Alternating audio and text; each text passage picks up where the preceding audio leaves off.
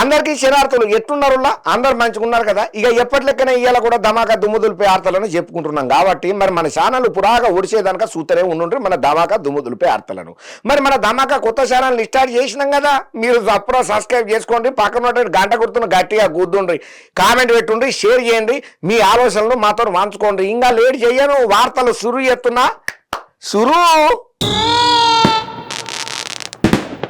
మహిళా సంఘాల కోసానికని చెప్పి ఆర్థికంగా నిలబడేటట్టు వాళ్లకు మంచి చేకూరేటట్టు వాళ్ళకు ఫాయిదా అయ్యే పనులను తెలంగాణ సర్కారు రేవంత్ రెడ్డి సారు ముందరేసుకున్నారు. గో మహిళా సంఘాల కోసం ఎన్నో పథకాలు ఉన్నాయి కదా, మళ్ళా ఇప్పుడు కొత్తగా రేవంత్ సార్ తెచ్చిన పథకం ఏంది, ఏమా కథ, ఏమనే ఆలోచన మీకు వచ్చింది కదా. మీకు వచ్చినట్టే నాకు కూడా వచ్చింది, మీకోసానికని వార్త తెచ్చిన కదా, చూపెట్టకుండా ఎట్లుంటా చూద్దాం పాండ్రి. తెలంగాణ సర్కారు రాష్ట్రంలో మహిళల సాధికారత కోసానికని చెప్పి చేతవాడుతున్నటువంటి పథకాలలో భాగంగా మహిళా సంఘాలను ఆర్థికంగా మరింత బలోపేతం చేసేటట్టు వాళ్లకు లబ్ధి చేకూరేటట్టుగా ఇక ఇప్పటి వరకు ప్రమాదవశాత్తు దురదృష్టంలో జీవించినటువంటి స్వయం సహాయక బృందాల సభ్యుల కుటుంబాలకు బీమా సంస్థల ద్వారా సహాయం అందించేది. ఇక ఈ ప్రక్రియలలో వచ్చే లేటు అనేక రకాలైనటువంటి సమస్యలను తీసేందుకు ఇక ముందర నుంచి సీదాగా ఆర్థిక సహాయాన్ని అందించాలనే నిర్ణయం తీసుకున్నదయ్యా. ఇక ఇందులో భాగంగా ప్రమాదంలో కోల్పోయిన సభ్యుల ఫ్యామిలీకి ప్రభుత్వం 10 లక్షల నష్టపరిహారం నేరుగా చెల్లియబోతున్నది అన్నట్టు. ఇక ఈ విధానం వల్ల బీమా దరఖాస్తు ప్రక్రియ, డాక్యుమెంటేషన్ వంటి సమస్యలు లేకుండా వెంటనే ఆర్థిక సాయం అందే అవకాశం ఉన్నదని అంటున్నారు. గత ఆర్థిక సంవత్సరంలో రాష్ట్ర వ్యాప్తంగా 385 మంది స్వయం సహాయక బృంద సభ్యులు ప్రమాదవశాత్తు మరణం చెందిన. ఇక వీళ్ళ ఫ్యామిలీలకు ఒక్కొక్కరికి 10 లక్షల చొప్పున 38,05,00,000లను విడుదల చేయాలని చెప్పి ఈ మధ్య కాలంలో జరిగినటువంటి రాష్ట్ర మంత్రివర్గ సమావేశంలో ఆమోదం అయితే వచ్చింది. ఇంకా తొందరలోనే ఈ మొత్తం లబ్ధిదారులకు అందియబోతున్నట్టుగా అధికారులు సుతం చెప్పిండ్రు. ఇక ఈ చర్యతోని మహిళా బృందాల ఫ్యామిలీలు ఎవరైతే ఉన్నారో ఆపత్కాలంలో భరోసా లభించుడు, ప్రభుత్వ నిబద్ధత క్లియర్ కట్ గా ఉండు, అంతేకాకుండా ఈ విధానాన్ని భవిష్యత్తులో కూడా కొనసాగింపు చేసేటట్టుగా సర్కారు ప్రణాళికలను రెడీగా చేసి పెట్టుకున్నదట. ఇక రాష్ట్రంలో ఉన్న లక్షలాది మహిళా స్వయం సహాయక సంఘాలకు ఎంతో కొంత ఇది ఉపయోగపడుతుందని చెప్పి గట్టిగానే ఆలోచన చేస్తున్నది తెలంగాణ సర్కారు. ఏదేమైనా తెలంగాణ సర్కారు మహిళల సాధికారత కోసానికని చెప్పి చేతబట్టినటువంటి ఈ పథకం ముచ్చట్లల్లా మస్తు హ్యాపీగా ఫీల్ అవుతున్నారు అయ్యా. ఇక మొన్నట్ల చిన్న స్టేడియంలో అయినటువంటి తొక్కిసలాట మీద కర్ణాటక సీఎం సార్ మస్తు గరానికి వచ్చిండు. ఏం చేస్తున్నారయ్యా, నిద్రపోతున్నారా, అసలు ఎంతమంది ఉండే, ఎంతమంది పోవాలి, ఎన్ని టికెట్లు ఇచ్చిళ్ళు, అసలు ఆ స్టేడియం కెపాసిటీ ఎంత, అధికారులు నిద్రపోతున్నారా, గుడ్డి గుర్రం పళ్ళు తోముతున్నారా అని చెప్పి కర్ణాటక సీఎం సార్ మస్తు గరం అవ్వకుండా ఏంబటే జాపున ఇమ్మీడియట్ గా వాళ్ళని అరెస్ట్ చేయుండ్రు అని చెప్పి ఆదేశాలు కూడా జారీ చేసిండ్రట. మరి ఇంతకు వార్త పురాగా ఏందో చెప్పను, చూద్దాం పాండ్రి. ఇక ఐపీ ట్రోపియల్ సంబరాలల్లో బెంగళూరులో దగ్గర 11 మంది ఫ్యామిలీలను విషాదంలో ముంచిందన్న సంగతి మన అందరం చూస్తూనే ఉన్నాం కదా దినం వార్తలల్లో. దీంతో టైటిల్ గెలిచిన ఆనందంలో రాయల్ ఛాలెంజర్స్ బెంగళూరు ఆర్సీబీ ఆశలు ఆవిరైనాయి. ఇక ఇటువంటి సంఘటన మీద దుర్ఘటన మీద మస్తు గరానికి వచ్చినటువంటి కర్ణాటక సీఎం సిద్ధరామయ్య ఆర్సీబీ ప్రతినిధులను అరెస్టు చేయాలి జప్పున అని చెప్పి రాష్ట్ర డీజీపీ సార్ కు ఆదేశాలను ఇచ్చిండు. ఇక విధులలో నిర్లక్ష్యంగా వ్యవహారం చేసిన బెంగళూరు కమిషన్ దయానంద్ సహా 5 పోలీసు అధికారులను సైతం సస్పెండ్ చేసిందయ్యా కర్ణాటక సర్కారు. ఇంకంతనే కాకుండా బెంగళూరు పోలీసులు ఫ్రాంచైజీ సహా కర్ణాటక రాష్ట్ర క్రికెట్ సంఘం మీద కూడా కేసు నమోదు చేసింది. కర్ణాటక హైకోర్టు జప్పున నివేదిక పంపాలని చెప్పి రాష్ట్ర సర్కారుకు ఆదేశాలను సుతం జారీ చేసింది. ఇక ఏవయ్యా అని చెప్పి జనత కథ లోపలికి పోతే చిన్నస్వామి స్టేడియంలో తొక్కిసలాట దుర్ఘటనలల్లో కర్ణాటక రాష్ట్ర ప్రభుత్వం కన్నెర్ర చేసింది. ఏకంగా 11 మంది మృత్యువాత పడ్డ ఈ ఘటనను తీవ్రంగా పరిగణ చేసినటువంటి సీఎం సిద్ధరామయ్య సారు దుర్ఘటనకు బాధ్యులైన వాళ్ళను ఎవరిని ఇడిచిపెట్టొద్దని రాష్ట్ర డీజీపీ సార్కు ఆదేశాలు ఇచ్చిండు. జ్యుడిషియల్ విచారణ కోసం high court retired justice Michael D'Cunha నేతృత్వంలో ఏకసభ్య కమిషన్ ఏర్పాటు చేసింది. కేసు దర్యాప్తును సిఐడికి బదిలీ చేస్తున్నట్టుగా ప్రకటన కూడా చేసింది. 18 ఏళ్ల తర్వాత ఐపీఎల్ లో మొదటిసారి టైటిల్ గెలుచుడుతోని బుధవారం బెంగళూరులో విజయోత్సవ సంబరాలు కాస్త ఈషాదంగా ముగిసినాయి కదా. ఇక చిన్నస్వామి స్టేడియం ప్రేక్షకుల సామర్థ్యానికి 10 రెట్లకు మించి పోటెత్తిన అభిమాన సందోహాన్ని పోలీసులు నియంత్రణ చేయకపోవడంతోని తొక్కిసలాట అయ్యిందట. ఇక ఈ దుర్ఘటనకు ప్రధాన కారణమైనటువంటి ఆర్సీబీ ఫ్రాంచైజీ యాజమాన్యం కేఎస్సీఏ డిఎన్ఏ మీద బెంగళూరు పోలీసులు కేసులు నమోదు చేసిళ్ళు. పోలీసులు నమోదు చేసిన ఎఫ్ఐఆర్ లో ప్రధాన నిందితులు A1 గా ఆర్సీబీ మీద కేసులు పెట్టిళ్ళు, A2 గా డిఎన్ఏ, A3 గా కేఎన్సీఏ మీద పలు సెక్షన్ల కింద కేసులైతే నమోదు చేసిండ్రు బెంగళూరు పోలీసులు. ఇక రేషన్ లబ్ధిదారులు ఎవరైతే ఉన్నారో రేషన్ కార్డు ఓడర్ల కోసానికని చెప్పి ఏపీ సర్కారు అద్భుతమైన ఆఫర్ ఇచ్చింది. అగ్గో ఏమయ్యా మొన్నట్లనే చెప్పినావు కదా 3 నెలల సామాను ఒకటే పారి ఇస్తారన్నో మేము ఆల్రెడీ తీసుకున్నాము. ఇప్పుడు మళ్ళీ ఏపీ సర్కారు ఇచ్చిన కొత్త ఏమా బంపర్ ఆఫర్ అని అంటే చెప్పను. ఈ వార్త చూస్తే మీరే ఎగిరి దునుకుతారు. రేషన్ కు బదులు పైసలు ఇచ్చే ముచ్చట్లల్లో ఆంధ్రప్రదేశ్ సర్కారు కసరత్తులు గట్టిగానే చేస్తున్నది. ఏపీల గతంలో ఉన్న విధానానికి స్వస్తి చెప్పి ఈ నెల 1వ తేదీకించి షాపుల ద్వారా రేషన్ ను పంపిణీ చేస్తున్నది కూటమి సర్కారు. ఇక ఈ క్రమంలో ప్రభుత్వం ముందుకు ఇంకో కీలకమైనటువంటి ప్రతిపాదన వచ్చిందట. ఒకవేళ ఎవరైనా రేషన్ సామాను వద్దనుకుంటే వాళ్ళకు పైసలు ఇవ్వాలనే ఆలోచన కూడా చేస్తున్నదట. ఇక ఈ దిశగా రేషన్ బియ్యం తీసుకునే విధానంలో మార్పులు చేసుడు మీద కూడా దృష్టి సారించిందయ్యా కూటమి సర్కారు. ఇక బియ్యం వద్దనుకునేటోళ్లకు ఆ పైసలు కాకుండా అందుకు సరిపడా నిత్యావసర సామాన్లనే ఇయ్యాలనే ప్రతిపాదన కూడా వచ్చినట్టుగా తెలుస్తున్నది. ఇక ఇంకోవైపు సీఎం నారా చంద్రబాబు నాయుడు సారు ఈ నెల 1న కోనసీమ జిల్లా పర్యటనలో బియ్యం వద్దనుకునేటోళ్లకు పైసలు ఇస్తామని చెప్పి ప్రకటన చేసిండన్న సంగతి మన ధమాకా దుమ్ము దులిపే వార్తలల్లో ఆల్రెడీ చెప్పుకున్నాం. ఇక రేషన్ కు బదులు పైసలు ఇచ్చే ముచ్చట్లల్లో కసరత్తులు ప్రారంభం చేసినటువంటి ఏపీ సర్కారు ఇతర రాష్ట్రాలలో కూడా ఉన్న పద్ధతులకు సంబంధిక చేసి అధ్యయనం చేస్తున్నదట. గతంలో పాండిచ్చేరి సర్కారు అమలు చేసిన వివరాలను సేకరిస్తున్నారు అధికారులు. ఒకవేళ రేషన్ కు బదులు నగదు గనక ఇస్తే కేంద్ర సర్కారు నుంచి అందే సహకారం మీద కూడా దృష్టి సారించింది ఏపీ సర్కారు. అయితే అక్రమ బియ్యం అరికట్టడానికి రేషన్ కు బదులు పైసలు అమలు చేసుడు కూడా మంచిదనే అభిప్రాయాలు కూడా గట్టిగానే వ్యక్తమవుతున్నాయట. ఇక దీంతో సాధ్యాల మీద సర్కారు అధ్యయనం గట్టిగానే చేస్తున్నది. ఇక కాళేశ్వరం నోటీస్ ముచ్చట్లల్లా కమిషన్ ఎదుట ఇవాళ ఈటల సారు హాజరుపడ్డాడు. ఇక అక్కడ ఉన్నటువంటి అధికారులు అనేక రకాలైనటువంటి ప్రశ్నల వర్షాలనైతే ఈటల సార్ మీద కురిపించిండ్రట. మరి దీని మీద ఈటల సారు ఏమన్నాడు, అసలు అడిగిన ప్రశ్నలు ఏమా అనే డౌట్ వచ్చింది కదా మీకు, నాకు కూడా వచ్చింది. వార్త తెచ్చిన చూద్దాం పాండ్రి. ఇక మాజీ మంత్రి బీజేపీ ఎంపీ అయినటువంటి ఈటల రాజేందర్ సారు శుక్రవారం పూట కాళేశ్వరం కమిషన్ ఎదుట హాజరుపడ్డాడయ్యా.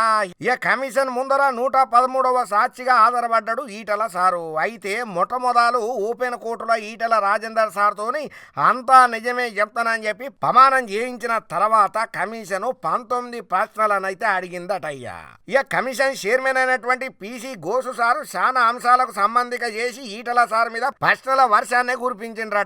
దగ్గర గంటన్నర పాటు కాళేశ్వరం కమిషన్ ఈటల సార్ను వివరణలు అడిగింది. మీరు ఆర్థిక మంత్రిగా ఎంతకాలం పనిచేసిల్లు, మేడిగడ్డ అన్నారం సుందిల బ్యారేజ్ల నిర్మాణం చేయాలని చెప్పి ఎవరు నిర్ణయం తీసుకున్నారు, 3 బ్యారేజీలు ఎవరి ఆదేశాల మేరకు నిర్ణయం తీసుకున్నారు, రీడిజైన్ చేయాలని ఎవరు ఆదేశన చేసిల్లు, రీడిజైన్ చేయనీకే సబ్ కమిటీ సంతకం చేసిందా, 3 బ్యారేజీల నిర్మాణ నిర్ణయం ఎవరిది, 3 బ్యారేజీలు అక్కడ కట్టొద్దని చెప్పి టెక్నికల్ కమిటీ రిపోర్టు ఇచ్చిందా, డిపిఆర్ కోసానికని చెప్పి 597 కోట్ల 45 లక్షల రూపాయలను వాస్కోన్ సంస్థకు సర్కారు పైసలు ఇచ్చిందా, అసలు డిపిఆర్ అప్రూవల్ క్యాబినెట్లు అయ్యిందా, కాళేశ్వరం కార్పొరేషన్ ఏ పర్పస్ కోసం ఏర్పాటు చేసిండ్రు, లోన్స్ రీపేమెంట్ ఎట్లా చేయాలని అనుకున్నారు, ప్రాజెక్టు నిర్మాణ టైంలో ఆఫ్ బడ్జెట్లో అయ్యిందా, 3 బ్యారేజీలు అక్కడ కట్టేది కాదని అంటే మీరేమంటారు, ప్రాజెక్టు నిర్మాణంలో ఆర్థిక క్రమశిక్షణ లేదు అంటే ఏం చెప్తారు సమాధానం అని ఈ తీరుగా 1 కాదు 2 కాదు ప్రశ్నల వర్షం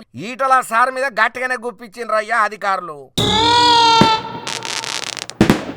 ఇక ఎప్పుడెప్పుడా అని ఎదురు చూస్తున్నటువంటి స్థానిక సంస్థల ఎన్నికలకు తెలంగాణ సర్కారు ఒక గొప్ప అప్డేట్ ఇచ్చింది. ఇప్పుడు ఈ ముచ్చట ఎరికైనప్పటి నుంచి ప్రతి ఒక్కరు ఆహా ఓహో అని అంటున్నారయ్యా. మరి స్థానిక సంస్థల గురించి తెలంగాణ సర్కారు ఏం చెప్పిందో అనే డౌట్ అని మనం మీకు వచ్చింది కదా, మీకు వచ్చినట్టే నాకు కూడా వచ్చింది కాబట్టి వార్తను తీసుకొని వచ్చిన చూద్దాం పాండ్రి. తెలంగాణ ముఖ్యమంత్రి రేవంత్ రెడ్డి సార్ అధ్యక్షతన ఇవాళ కేబినెట్ సమావేశం అయితే అయ్యిందయ్యా. ఇక ఈ సమావేశంలో చాలా కీలకమైన ముచ్చట్లే మంత్రి మండలిలో చర్చలకు వచ్చినాయి. ఇక సీఎం రేవంత్ రెడ్డి సార్ అనేక విషయాల మీద చర్చలు చేసిన తర్వాత ఆలోచనకు వచ్చిండు. ఈ నెల చివరిలో స్థానిక సంస్థల ఎన్నికలు నిర్వహణ చేయాలని చెప్పి శివరాకర్కి కేబినెట్ నిర్ణయం తీసుకున్నది. వర్షాకాలం నేపథ్యంలో జూన్ జూలైలో స్థానిక సంస్థల ఎన్నికల నిర్వహణ సాధ్యాల మీద కూడా చర్చలు గట్టిగానే నడిచినాయట. అట్లనే 3 300 పేజీల NDSA రిపోర్టు 150 పేజీల విజిలెన్స్ రిపోర్టు మీద పవర్ పాయింట్ ప్రజెంటేషన్ ని మంత్రి ఉత్తమ్ కుమార్ రెడ్డి సార్ ఇచ్చిండయ్యా. ఇక ఈ రిపోర్టు మీద మంత్రుల అభిప్రాయాలను కూడా సీఎం రేవంత్ రెడ్డి సార్ అడిగి తెలుసుకున్నాడు. తెలంగాణ పారిశ్రామిక వృద్ధికి వివిధ జిల్లాల ప్రభుత్వ భూములను TGIICకి బదిలీ చేసుకుంటా కేబినెట్ నిర్ణయం తీసుకున్నది. స్పెషల్ ఎక్సైజెస్ ను అమలు చేయాలని చెప్పి మంత్రి మండలి గ్రీన్ సిగ్నల్ ఇచ్చింది. విద్యాశాఖల మరో డైరెక్టర్ నియామకం కూడా చేతబట్టాలని చెప్పి కేబినెట్ నిర్ణయం తీసుకున్నది. విద్యుత్ శాఖల 300 పోస్టుల క్రియేషన్ కి ఆమోదం చెప్పుకుంటా వచ్చింది. ఉద్యోగుల డిమాండ్ల మీద సుదీర్ఘంగా తెలంగాణ కేబినెట్ చర్చలు జరిపింది. అధికారుల కమిటీ నివేదిక మీద కూడా ఈ సమావేశంలో మాట్లాడిల్లయ్యా. ఇక ప్రభుత్వ ఉద్యోగుల DA ఆరోగ్య భద్రతతో సహా పెండింగ్ బిల్లుల అంశాలు చేతబట్టాల్సిన కార్యక్రమాలపై చర్చించారు. ఇక ఉద్యోగులకు ఒక DA ప్రతి నెల 700 కోట్లతోని ఉద్యోగుల పెండింగ్ బిల్లులు చెల్లించాలని నిర్ణయం సుతం తీసుకున్నారట.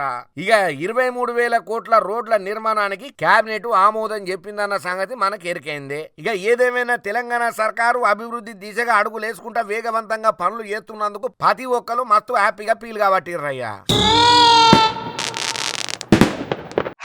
ఇవాళ రేపట్లల్లా మనం రోడ్ల మీద బండ్లు నడపాలన్నా, బస్సులో పోవాలన్నా, కార్లో పోవాలన్నా, ఆటోలు తీయాలన్నా నడుములు నొయ్యంగా, బొక్కలు ఇరియంగా, పెయ్యి కింద మీద తక్లీఫ్లతోనైతే అవస్థలు పడుకుంటూ ఆఫీస్కు పోతాం, అట్టుంటాం కదా. కానీ తెలంగాణ రోడ్లకు మార్గదర్శ వాట పోతున్నదో ఈ మాట నేను చెప్తలేను. తెలంగాణ సర్కారే డిక్లేర్ చేసింది ఈ మాట. మరి ఆ వార్త ఏందో పురాగా ఆ తెలంగాణ రోడ్లకు పట్టినటువంటి మార్గదర్శ ముచ్చట చూద్దాం పాండ్రి. తెలంగాణ రాష్ట్రంలో రోడ్ల నిర్మాణానికి మార్గదర్శ పట్టబోతున్నదయ్యా. రాష్ట్రంలో ప్రతి గ్రామంలో బీటీ రోడ్ల నిర్మాణం చేతపడతామని చెప్పి రాష్ట్ర రవాణా రోడ్లు మరియు భవనాల శాఖ మంత్రి పొంగులేటి శ్రీనివాసరెడ్డి సార్ చెప్పుకుంటా వచ్చిండు. ఈ సందర్భంగా ఆయన మాట్లాడుకుంటా రాష్ట్ర వ్యాప్తంగా రోడ్ల అభివృద్ధికి యుద్ధ ప్రాతిపదికన చర్యలు చేతపట్టబోతున్నామని క్లియర్ కట్గా చెప్పిండు. మంత్రి పొంగులేటి సార్ చెప్పిన దాని ప్రకారం ప్రతి మండలం నుంచి జిల్లా కేంద్రం వరకు డబల్ రోడ్లు, అట్లనే ప్రతి జిల్లా నుంచి రాష్ట్ర రాజధాని హైదరాబాద్ దనక 4 లైన్ల రోడ్లను అట్లనే లింకు రోడ్లు నిర్మాణం చేసే లక్ష్యాన్ని నిర్దేశన చేసిండు. ఈ ప్రాజెక్టులు రాష్ట్రంలో అనుసంధాన వ్యవస్థను మెరుగుపరచుతో పాటు గ్రామీణ పట్టణ ప్రాంతాల మధ్య కూడా రవాణా సౌకర్యాన్ని పెంచబోతున్నాయని చెప్పుకుంటా వచ్చిండయ్యా. ఇక మొదటి విడతల రోడ్లు ఇంకా భవనాల శాఖ ఆధ్వర్యంలో 5,190 కిలోమీటర్లు, పంచాయతీరాజ్ శాఖ ఆధ్వర్యంలో 7,947 కిలోమీటర్ల మేర రోడ్ల నిర్మాణం కాబోతున్నదట. ఇంకా ఈ పనులను యుద్ధ ప్రాతిపదికన పురాగా పూర్తి చేసేందుకు ప్రభుత్వం కట్టుబడి ఉన్నదని చెప్పి మంత్రి పొంగులేటి శ్రీనివాసరెడ్డి సార్ చెప్పుకుంటా వచ్చిండు. ఇక ఈ చర్యలు రాష్ట్రంలో మౌలిక సదుపాయాలను బలోపేతం చేసుడుతో పాటు గ్రామీణ ప్రాంతాలలో ఆర్థిక వృద్ధికి ఊతమియ్యబోతున్నది. రోడ్ల అభివృద్ధి ద్వారా రవాణా సౌలభ్యం పెరిగి ప్రజల జీవనం ప్రమాణాలు మెరుగుపడతాయని చెప్పి ప్రభుత్వం భావన చేస్తున్నది. ఏదేమైనా ఎప్పుడైతే తెలంగాణకు రోడ్లతోని మార్గదర్శ రాబోతున్నది, పట్టబోతున్నదన్న మాట పబ్లిక్ కు ఎరకైందో మస్తు ఖుషీలున్నారయ్యా తెలంగాణ సర్కారు ఎత్తున్నటువంటి ఈ రోడ్ల నిర్మాణ ఆలోచనల మీద. మా నాయనకు ఆరోగ్యం మంచిగా లేదు, ఆయనకి ఎవరు ట్రీట్మెంట్ చక్కగా ఇప్పిత్తలేరు. ఇది చాలా దారుణం, నేను ఖండిస్తున్నా. అరే ఆయనకు క్యాన్సర్ ఉన్నదయ్యా, కనీసం మేము పోయి సొంత కూతుర్ను చూస్తానంటే కూడా మమ్మల్ని ఓనియకుండా మత్వరిస్తున్నారు. ఏదో ఒక సాకులతోని మా నాయనను ఆగం చేస్తున్నారు. పక్కన బందిగా ఇదేదో కావాలనే కుట్ర అని చెప్పి ముద్రగడ పద్మనాభం సార్ కూతురు ఉన్నది కదా క్రాంతి మేడం, ఆమె ఒక పోస్టును ఇడిచింది. ఇక ఇప్పుడు ఈ పోస్టు తెలుగు రాష్ట్రాలలో సంచలనమై కూర్చున్నది. ఆ టాపిక్ అయి పెద్ద రచ్చకు చర్చకి దారితీస్తున్నది. ఇంతకు మరి పద్మనాభన్ సార్కు ఏమై ఉంటది, ఏమో కదా చూడాలి కదా, చూద్దాం పాండ్రి. ఇక వైసీపీ లీడర్ అయినటువంటి ముద్రగడ పద్మనాభన్ రెడ్డి సార్ ఆరోగ్య పరిస్థితి మీద జరంత ఆందోళన ఎందుకుంటా కూతురు క్రాంతి మేడం సోషల్ మీడియాలో పెట్టిన పోస్ట్ ఇప్పుడు వైరల్ గా మారింది. మా నాయన క్యాన్సర్ బారిన పడ్డాడు, ఆయన సోదరుడు గిరి సరైన చికిత్సను చేయిస్తలేడని ఆమె ఆవేదన వ్యక్తం చేసుకుంటా వచ్చింది. ఈ ముచ్చట తెలిసిన ఓ మాజీ వైఎస్ఆర్సీపీ ఎమ్మెల్యే నన్ను తండ్రిని గలవనీకే తీసుకుపోయే తండుకు ప్రయత్నం చేస్తున్నారు. కానీ గిరి అయిన మామ మా నాయనను గలవనీకే నాకు అనుమతి ఇవ్వకుండా చేస్తున్నాడు. మా తండ్రి ఆరోగ్యం గురించి ఎటువంటి సమాచారం అత్తలేదని చెప్పి కూతురు క్రాంతి మేడం ఆందోళనని వ్యక్తం చేసుకుంటా వచ్చింది. మా చుట్టాలకు గాని మా నాయన ముద్రగడ దోస్తులకు గాని ఎటువంటి సమాచారం ఇత్తలేరని చెప్పి చెప్తున్నదయ్యా కూతురు క్రాంతి మేడం. ఇంకా క్లియర్గా చెప్పాలంటే గిరి అనేటైనే వాళ్ళ చుట్టాలు అందరు కలిసి మా నాయన ముద్రగడను బంధన చేసి ఒంటరిగా ఉంచుతున్నారు. ఎవరు ముద్రగడను సంప్రదించొద్దని మాట్లాడడానికి అనుమతి కూడా ఇత్తలేరని చెప్పి ఆరోపణలు గట్టిగానే చేసింది. ఇది చాలా దారుణం, ఎంత మాత్రం సహించే విషయం కాదని చెప్పి కూతురు కాంతి మేడం క్లియర్ కట్ గా చెప్తున్నది. ఇక సరే ఉన్నట్టుండి కూతురు కాంతి మేడం ఎందుకయ్యా మాట్లాడింది, మరి నాయనతోటి ఏమన్నా గొల్లెన్ సప్పుడు ఉన్నదా అని అంటే బరాబరు ఉన్నదని అంటున్నారు. ఎందుకయ్యా అంటే ఎన్నికల టైంలలో ముద్రగడ పద్మనాభం సార్కు వ్యతిరేకంగా కాంతి మేడం మాట్లాడుకుంటూ వచ్చింది.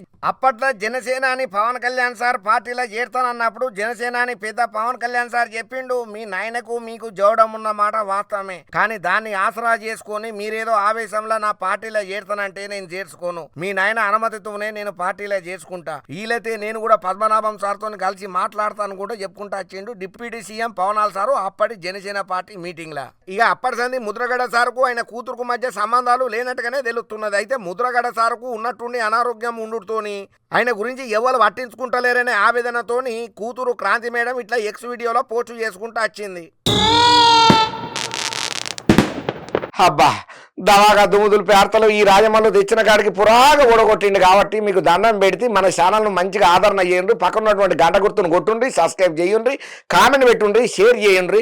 మీకు ఎన్ని షరార్తులు చెప్పినా తక్కువనే అనుకుంటా. మన ధమాకా దుమ్ముదులపై ఛానల్ను మస్తు ఆదరణ చేస్తున్న మీకు మళ్ళొక పారి ధన్యవాదాలు చెప్పుకుంటా. ఇంగిన్ని ధమాకా దుమ్ముదులపై ఆడతలతో నేను ఆడికిపోను, మీ తనక అత్తనే ఉంటా.